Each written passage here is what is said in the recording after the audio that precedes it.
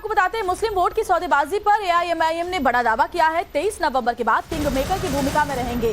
इम्तियाज जलील कह रहे हैं कि जीत के बाद एमवीए से सौदे की राजनीति करेंगे और साथ ही ये भी कह रहे हैं कि बीजेपी के इशारे पर नाच रहे अबू आजमी सबसे घटिया राजनीति कर रहे हैं। इम्तियाज जलील ने अबू आजमी पर भी निशाना साधा।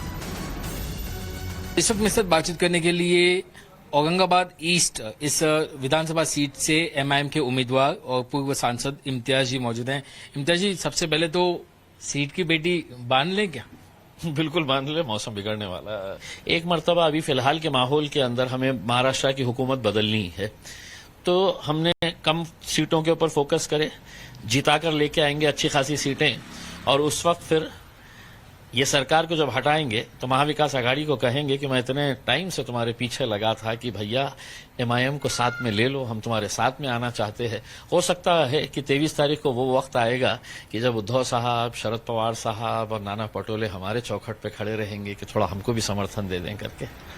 यानी अगर मैं 23 तारीख के बाद के सिनारियो की बात करूं तो इसके पहले तो 2 एमएलए के साथ आप लोग हमेशा बाहर गए, ना इस तरफ ना उस तरफ। इस बार भी अगर ताकत बढ़ी तो वैसे रहेंगे या किंग मेकर की पोजीशन में? किंग मेकर की पोजीशन में रहेंगे। अब हमको समझ में आ गया है कि खेल कैसा खेला जाएगा करके।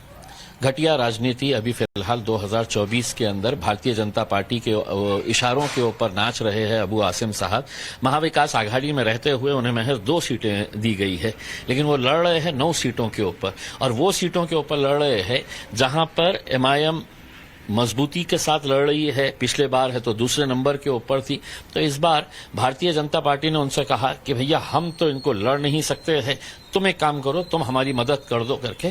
तो ये मुसलमानों की क़यादत खत्म करने का काम अभी फिलहाल की राजनीति में कोई कर रहा है तो वो समाजवादी पार्टी के अबू आसिम साहब कर रहे हैं। और जब महाविकास आघाड़ी के साथ अगर जाएंगे तो पसंदीदा जो मुख्यमंत्री का चेहरा कौन होगा? उद्धव ठाकरे, नाना पटोले या फिर एनसीपी से कोई और? नहीं, इम्तियाज जलील रहेगा।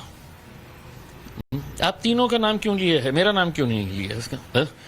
भाई 2 एमपीज रहने के बाद है तो वजीर आजम भी बने हुए हैं, तो आप इम्तियाज जलील को क्यों आउट कर रहे हैं? आपने कैसा यह बना लिए है कि साहब ये तीनों ही हो सकते हैं? ये बात है कि आप अपने आप को मुख्यमंत्री की रेस में नहीं बनाएंगे? क्यों नहीं बनाएंगे? ख्वाब हम भी देखते हैं, ख्वाब की ताबीर हो भी सकती है उसमें। देखिए, हम बिल्कुल ये कह रहे हैं कि अब हम जो है वो सौदे की राजनीति करेंगे साहब। अब खामोशी से आपको कुछ देने वाले नहीं है इसमें। महाराष्ट्र चुनाव के बीच नई स्टडी से सियासी हलचल मची हुई है, ये भी हम आपको बताएंगे, लेकिन उससे पहले आपको बता दें कि कैसे महाविकास आघाड़ी ने मोर्चा खोला है जिसमें मुस्लिम संगठनों की तरफ से पर्चे बांटे जा रहे हैं। मराठी मुस्लिम सेवा संघ ने मुहिम शुरू की है जिसके जरिए मुसलमान वोटरों को लामबंद करने की कोशिश है। 180 से ज्यादा एनजीओ के साथ हाथ मिलाने के बाद ये पोस्टर छपवाए गए हैं। मुस्लिम वोटर्स के साथ 200 से ज्यादा बैठकें भी इसको लेकर की जा चुकी हैं। पर्चों में महाविकास आघाड़ी को चुनाव जिताने की अपील की गई है मुस्लिम मतदाताओं से। खासतौर पर मुस्लिम वोटर्स के बीच ये पर्चे बांटे जा रहे हैं और एकजुट होकर, लामबंद होकर वोटिंग करने को कहा जा रहा है। पर्चों में मुस्लिम वोटर्स के बारे में सवाल किए गए हैं कि आप क्या चाहते हैं, आप कैसी सरकार चाहते हैं। इसके जरिए भरमाने की भी उनको कोशिश की गई है। मुसलमानों की सुरक्षा को लेकर इस पोस्टर में सवाल उठाए गए हैं। शरीयत में दखल अंदाजी का आरोप लगाया गया है इस पोस्टर के जरिए। हमने आपको पॉइंट दर पॉइंट वो पढ़ाया भी।